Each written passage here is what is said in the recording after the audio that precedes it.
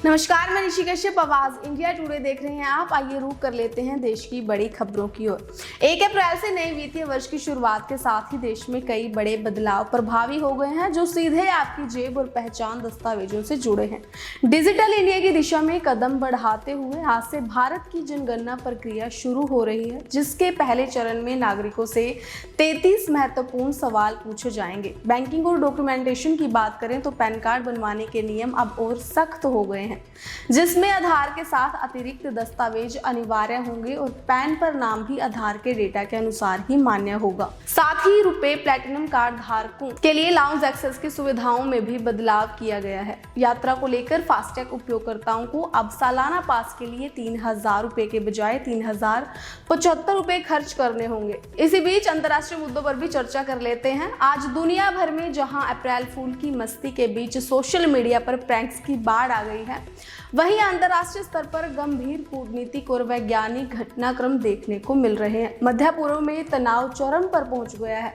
Kuwait airport पर drone हमले के बाद यूएई ने ईरानी नागरिकों पर कड़े प्रतिबंध लगा दिए हैं, जबकि अमेरिकी राष्ट्रपति डोनाल्ड ट्रंप ने ईरान संघर्ष के जल्द खत्म होने की उम्मीद जताई है। इसी बीच अंतरिक्ष विज्ञान में आज नासा अपने मिशन के साथ नया इतिहास रचने जा रहा है। आर्थिक मोर्चे पर एसबीआई कार्ड के रिवॉर्ड पॉइंट्स और कुरियर एक्सपोर्ट के नियमों में बड़े बदलाव हुए हैं, जो छोटे निर्यातकों के लिए राहत लेकर आए हैं। वैश्विक नीतियों की बात करें तो इंडोनेशिया ने ऊर्जा बचत के लिए WFH नीति अपनाई है, तो वहीं भारत में मौसम विभाग ने उत्तर भारत में 41 डिग्री सेल्सियस के साथ भीषण गर्मी का अलर्ट जारी किया है। इन खबरों के बीच सावधानी बरते हुए किसी भी सूचना की पुष्टि के बिना उन पर भरोसा ना करें। ऐसी और तमाम खबरें देखने के लिए बने रहिए आवाज इंडिया टुडे के साथ। नमस्कार, मैं हूं अंकिता और आप देख रहे हैं आवाज इंडिया टुडे। चलिए आज के पंजाब की बड़ी खबरों की ओर रुख करते हैं।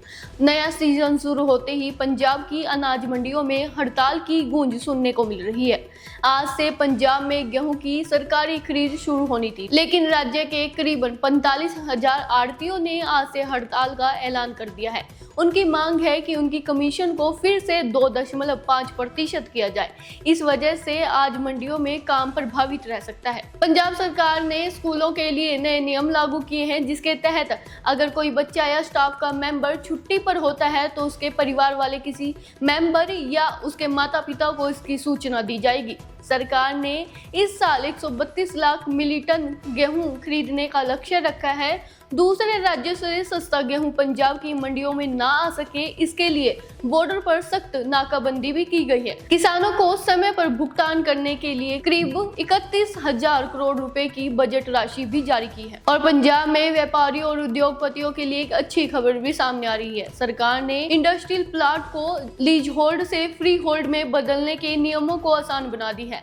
अगर आप 30 अप्रैल तक ये काम करवाते हैं तो आपको स्टैंप ड्यूटी में 100% तक की छूट मिलेगी। चलिए अब पंजाब के मौसम की ओर रुख करते हैं। मौसम विभाग ने आज और कल यानी 1 और 2 अप्रैल को पंजाब के कई हिस्सों में बारिश और गर्जन के साथ हल्की बारिश की चेतावनी जारी कर दी है। साथ ही तेज हवाएं भी चल सकती है, इसलिए किसानों को अपनी कटी हुई फसल का ध्यान रखने की सलाह दी गई है। और ऐसी ही तमाम बड़ी खबरों के लिए बने रहें आवाज इंडिया के साथ। नमस्कार, मैं ऋषि कश्यप आवाज इंडिया टुडे देख रहे हैं आप। आइए रुक कर लेते हैं हरियाणा की बड़ी खबरों की ओर।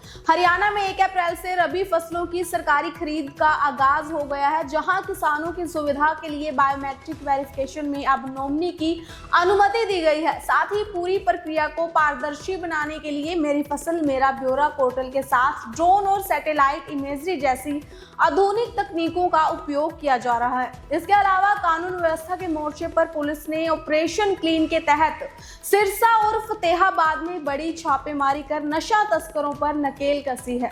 शहरी सुविधाओं की बात करें तो गुरुग्राम और फरीदाबाद में ट्रैफिक जाम से राहत के लिए सुबह के समय भारी वाहनों की एंट्री पर प्रतिबंध लगा दिया है, जबकि चंडीगढ़ और पंचकुला के निवासियों को अब ऐप के जरिए कचरा गाड़ियों की लाइव लोकेशन ट्रैक करने का तोहफा मिला है। इन प्रशासनिक बदलावों के बीच मौसम विभाग ने सोनीपत और गुरुग्राम समेत कई जिलों में तेज हवाओं और बारिश का अलर्ट जारी करते हुए तापमान में गिरावट की संभावना जताई है।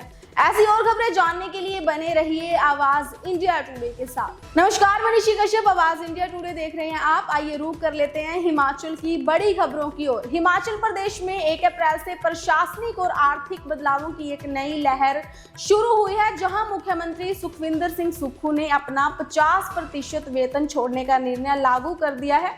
साथ ही मंत्री और विधायकों के वेतन में भी कटौती प्रभावी हो गई है। आम जनता के लिए राहत की बात यह है कि सरकार ने बाहरी राज्यों के वाहनों पर एंट्री टैक्स बढ़ाने का फैसला वापस ले लिया है और बिजली की दरों में भी कटौती की है, जबकि पशुपालकों को बढ़ावा देने के लिए दूध के खरीद मूल्य में रिकॉर्ड बढ़ोतरी की गई है। इसके अलावा अगर पर्यटन क्षेत्र की बात करें तो पर्यटन के क्षेत्र में आगामी सीजन को देखते हुए शिमला मनाली के होटलों में प्री समर डिस्काउंट और कालका शिमला रूट पर स्पेशल हेरिटेज ट्रेनें शुरू की गई है। वहीं बीआरओ द्वारा रोहतांग दर्रा खोलने की तैयारियां भी अंतिम चरण में है। स्वास्थ्य सेवाओं को आधुनिक बनाते हुए अब अस्पतालों में डिजिटल हेल्थ कार्ड अनिवार्य कर दिए गए हैं, जिससे मरीजों को पर्ची की लंबी लाइन से छुटकारा मिलेगा। इन सबके बीच राज्य में नई आबकारी नीति के कारण शराब महंगी हो सकती है और पंचायतों में उपचुनाव की सुगबुगाहट भी शुरू हो गई है।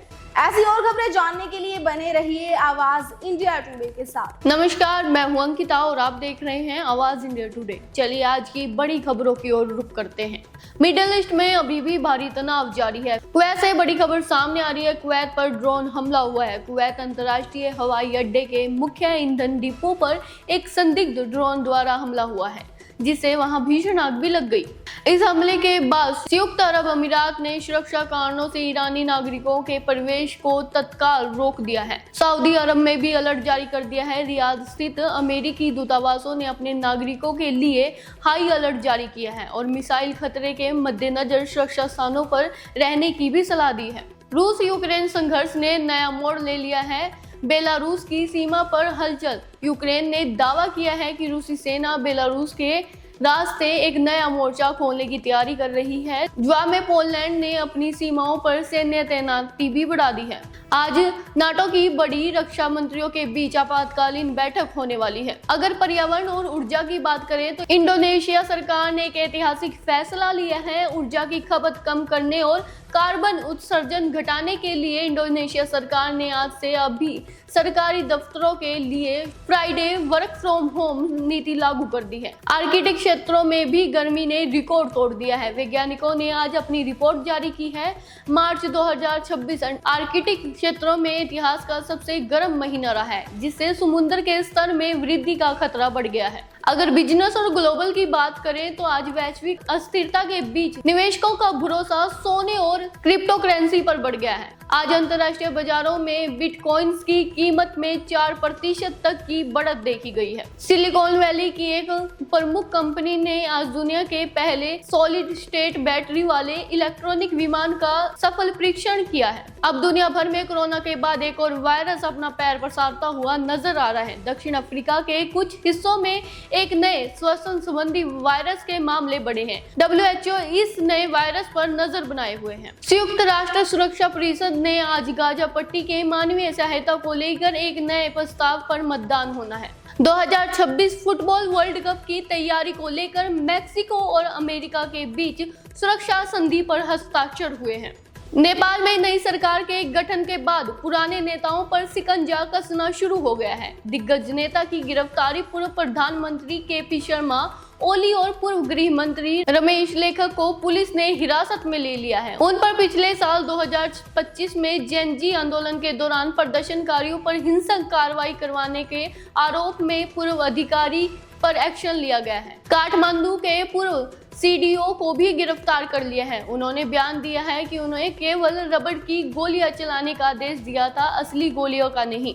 बैलेंस शाह की सरकार ने 100 सूत्रीय सुशासन सुधार एजेंडा जारी कर दिया है, जिसे ट्रांसपेरेंसी इंटरनेशनल ने सराहा है। बांग्लादेश में ऑनलाइन क्लासेस की वापसी हो चुकी है। ऊर्जा संकट के कारण बांग्लादेश सरकार स्कूलों में आंशिक ऑनलाइन कक्षाएं शुरू करने पर विचार कर रही है। शिक्षा मंत्री ने कहा है कि ईंधन की बचत के लिए हाइब्रिड मॉडल अपनाया जा रहा है और बांग्लादेश में ई सिगरेट पर भी प्रतिबंध हटा दिया गया है। अंतरिम सरकार द्वारा लगाए गए ई सिगरेट के प्रतिबंध को हटाने के लिए सरकार नए संशोधन की तैयारी कर रही है। स्वास्थ्य विशेषज्ञों ने इस पर कड़ी चिंता भी जताई है। पाकिस्तान के राष्ट्रपति आसिफ अली की अध्यक्षता में हुई बैठक में देशव्यापी स्मार्ट लॉकडाउन के प्रस्ताव को फिलहाल खारिज कर दिया है।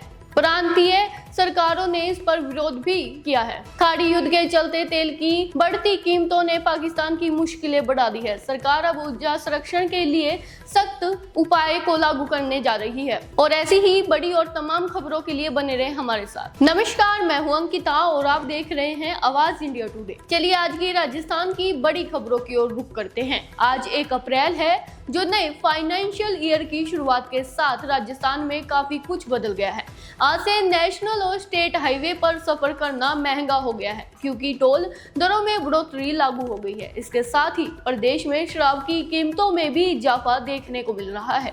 बढ़ती गर्मी को देखते हुए राजस्थान सरकार ने आज से सरकारी दफ्तरों और अदालतों के समय में बदलाव कर दिया है। अब सरकारी दफ्तर सुबह जल्दी खुलेंगे ताकि आमजन को दोपहर की तपती धूप से राहत मिल सके। मौसम विभाग के अनुसार एक नए पश्चिमी विक्षोभ के सक्रिय होने से राजस्थान के कई हिस्सों में आज और कल बारिश और आंधी की संभावना है। पश्चिमी राजस्थान के जिलों में धूल भरी हवाएं चलने का भी अलर्ट जारी कर दिया है। प्रदेश में प्रदूषण कम करने के लिए इलेक्ट्रिक वाहनों को बढ़ावा देने के लिए सरकार ने बड़ा कदम उठाया है और अब राजस्थान में 591 नए ईवी चार्जिंग पॉइंट लगाए जाएंगे, जिनमें सबसे ज्यादा 112 पॉइंट राजधानी जयपुर में होंगे। शिक्षा विभाग से बड़ी खबर सामने आ रही है। आज से प्रदेश के विश्वविद्यालयों में नई प्रयोगशाला सामग्री उपलब्ध कराई जाएगी। जिन स्कूलों के पास भवन नहीं है, वहां निर्माण कार्य के लिए राशि स्वीकृत भी की जाएगी और रिक्त पदों को भरने की प्रक्रिया भी तेज होगी। ओबीसी आयोग के कार्यकाल बढ़ाए जाने पर प्रदेश की सियासत गर्मा गई है। बीजेपी ने कांग्रेस पर निशाना साधते हुए कहा है कि आगामी पंचायत चुनाव में जनता अहंकार का जवाब देगी। और ऐसी ही तमाम बड़ी खबरों के लिए बने रहे हमारे साथ।